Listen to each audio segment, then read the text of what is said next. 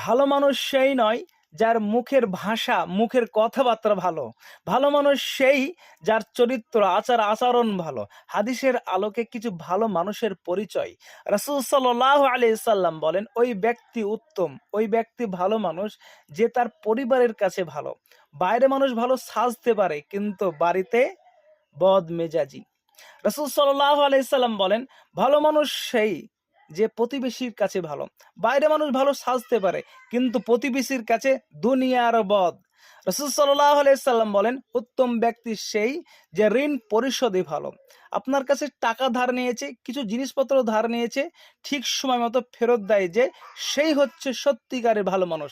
ভালো মানুষ সেই যার আচার আচরণ, কথাবার্তা সব কিছু ভালো, চরিত্র ভালো, সেই ব্যক্তি হচ্ছে উত্তম ব্যক্তি, সেই হচ্ছে ভালো মানুষ। সহিহ বুখারী হাদিস নাম্বার 2393, সুনানে তিরমিজি হাদিস নাম্বার 3895, সহিহ বুখারী হাদিস নাম্বার 6016, সহিহ বুখারী হাদিস নাম্বার 6035। মানে এই 4 জায়গায় 4টা বিষয় উল্লেখ করা আছে। 4 জায়গাতেই 4টি বিষয়ে উল্লেখ করা রয়েছে। তাই আমরা অবশ্যই ভালো মানুষ হওয়ার চেষ্টা করব ইনশাআল্লাহ। যদি আপনি ভালো মানুষ না হয়ে মৃত্যুবরণ করেন তাহলে আপনার পরকাল যাবে, অর্থাৎ জাহান্নামে যেতে হবে। রাসূল সাল্লাল্লাহু আলাইহি সাল্লাম বলেন, আল্লাহি লা ইউমিনু, আল্লাহর কসম ওই ব্যক্তি মুমিন নয়।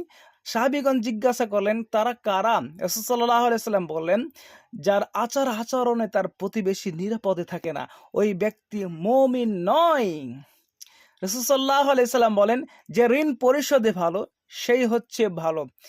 যে প্রতিবেশীর কাছে ভালো সেই ভালো, যে ঋণ পরিশোধে ভালো সেই ভালো, যে পরিবারের কাছে ভালো সেই ভালো।